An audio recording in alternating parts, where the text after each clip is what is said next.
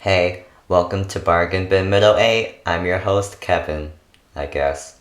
Now, if I were to ask you what the saddest album was, what would you say? You might point to The Black Parade, an epic rock opera about the turbulent life and death of a cancer patient. Or maybe In the Aeroplane Over the Sea, a raw and surreal album heavily inspired by the Diary of Anne Frank. Or perhaps OK Computer, a cynical and terrifying study on the bleakness of modern life. Or I don't know, some other one. Now don't get me wrong, these are some powerful albums, and absolutely deserve to go down as timeless classics. But today, we're going to talk about a band that devastated listeners in 2009, and you might have never even heard of them. That's right, we're talking about the Antlers, and more specifically, their magnum opus, that is Hospice. This was an album that was praised by critics when it came out, but nowadays, the official audios don't get a lot of views, and their fan base is kinda small. Over the years, it's become pretty apparent that this band has lost a lot of traction since their peak. It's like they're being forgotten, which is a real shame since Hospice may just be one of the best albums I've ever heard. But before we talk about Hospice, we need to talk about the Antlers. The Antlers is originally a solo project by vocalist and guitarist Peter Silberman, and the first two albums released under the Antlers name were made solely by him. And honestly, they were pretty good. In the Attic of the Universe in particular has a rich atmosphere and ethereal sound. The first track, In the Attic, is otherworldly, as with many of the songs on that album. At the end of the final track, Stairs to the Attic, everything is perfectly wrapped up and you really feel like you've ascended and are now part of something bigger. It's also full of unique instrumental tracks. For instance, Shh starts off as an eerie collection of dissonant sounds, but true to its namesake, if you shut up and listen for long enough, it will burst apart, get it, because that's one of their albums, Kill Me, into a gorgeous melody. So yeah, In the Attic of the Universe is also worth checking out alongside Hospice. Now, if this was the kind of stuff Peter was making on his own, just imagine what could happen if he got a full band and made a concept album. And that's exactly what happened. In 2009, Peter Silberman, Michael Lerner, and Darby Chichi released Hospice, a concept album that tells the story of a relationship between a hospice worker and a terminal cancer patient. If this isn't bleak enough, there was no hospice or dying patient the whole time. The whole thing is just a metaphor for an abusive relationship. Sheesh. It's also a semi-autobiographical album. Of course, Peter never worked at a hospice, but the relationship was very real, and the album itself is too personal for Silberman to give explicit details about. Hospice was released to critical acclaim, making its way to many 2009 lists and gaining a decent amount of popularity. However, now the album is fading into obscurity and you'd be hard-pressed to find people talking about it outside of its small following. I'm hoping that by making this video more people will give Hospice the attention it deserves. I encourage you to listen to it yourself. Trust me, it's worth the time. But without further ado, let's talk about Hospice.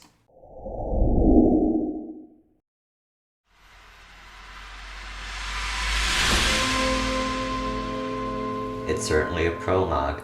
The first track is an instrumental, a cacophonous wall of dissonant sound that completely surrounds the listener and sets up the atmosphere of the album. Its wailing instrumentals and harsh noises are a perfect way to introduce us to the sound of Hospice and give us a glimpse of what's to come. Plus, it also leads to the next track.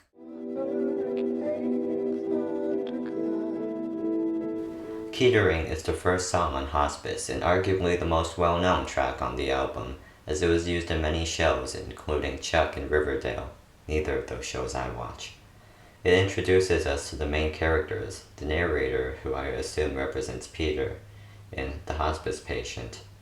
It also sets up the story of Hospice. It's an extremely ghastly song that still gives me chills. Kettering certainly stands tall as one of the most emotional tracks on an album that's known for being emotional.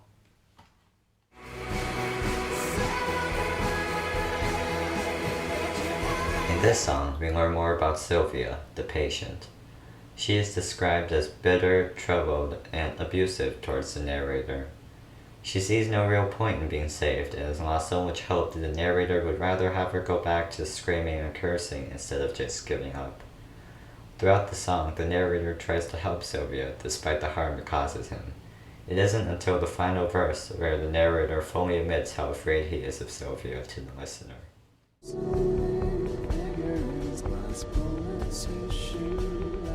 Atrophy is the first song where it becomes blatantly obvious that the album isn't solely about a dying cancer patient, as it moves away from the hospice setting and gives us a glimpse of the character's life at home. It's not much better.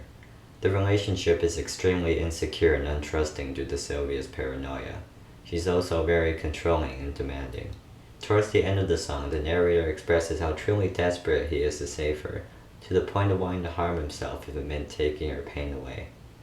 At the end of the day, they both have delusions that cause the relationship to become unstable. For Sylvia, it's her insecurity, and for the narrator, it's his intense love for her. Ultimately, it becomes apparent that the only way for them to be healthy is if the relationship ends. Musically, Atrophy is also one of the harshest songs on the album, with shaky vocals, tense strumming, loud intervals of noise, and rough instruments. All of this makes Atrophy one of, if not the most brutal and difficult song on Hospice to listen to.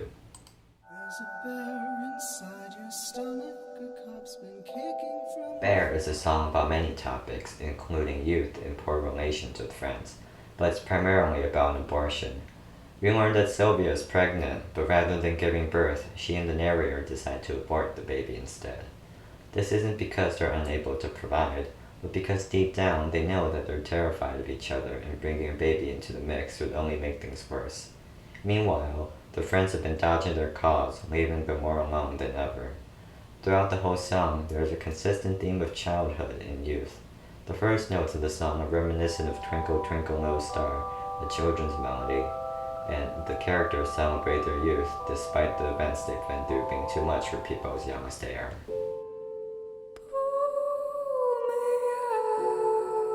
In 13, we hear Sylvia sing clearly for the first time. She's in denial of her terminal illness and believes that the only way to escape her situation is with the help of the narrator, which is a self-destructive idea.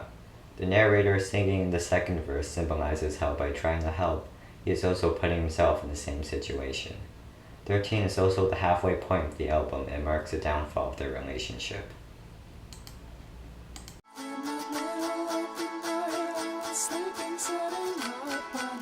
2 switches the noise-heavy and complex sound of the other songs for more traditional instruments like guitar, piano, and drums.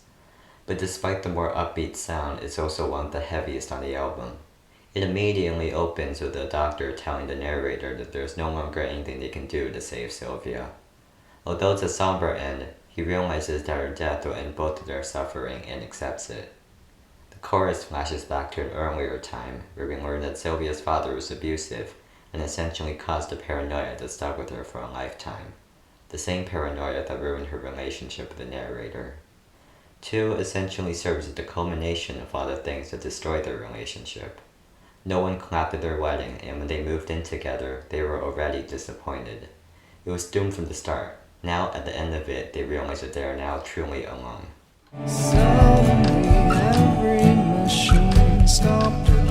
Sylvia dies, or if you're following the IRL plot, they break up.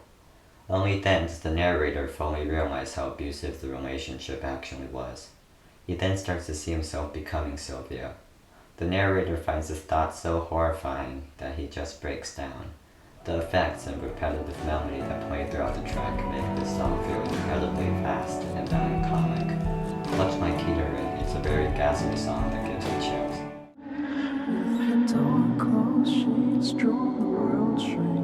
By Wake, the narrator has avoided everyone. It's clear that the experience has made it extremely difficult for him to open himself to others.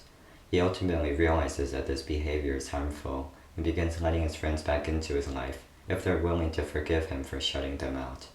The last lines in the song are some of the most powerful on the entire album. Some patients can't be saved, but that burden's not on you. Don't ever let anyone tell you you deserve that. These lines are aimed directly at the listener. No one deserves to suffer from an abusive relationship, and no one should feel guilt when they're the victims.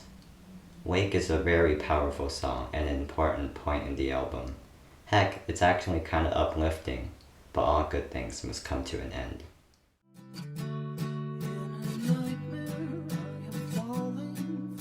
It's certainly an epilogue. Reusing the melody from Bear, we get a glimpse of what happened to the narrator after the events of Hospice. He was so traumatized by Sylvia's death that he needed to be fired. He has a hard time sleeping and sees her in his nightmares. It's clear that she, in a way, haunted his mind after she died and or the relationship ended. And oh my god, the outro of this track is one of the most bittersweet things I have ever heard. It's in major, but it's so abrupt and distorted that it's hard to listen to, especially in context to the album. It's like catharsis in audio form, and a brilliant way to end things off. I can't believe I've gotten through the entire album without talking about the vocals. Silberman's vocals throughout the album are powerful yet vulnerable. His range is very impressive, especially on the chorus of this song. You can genuinely hear the strained emotion in his voice. Regardless, it's a somber yet realistic end to a somber yet realistic album. Hospice is one of my favorite albums of all time, and again, I strongly encourage you to listen to it for yourself, as I can never do it justice with just a video. Even if it's not your cup of tea, you can at least admit there's something special about it. But to me, it's a tragic masterpiece that deserves to be remembered. 10 out of 10. Well, I'm gonna go cry myself to sleep now. See ya.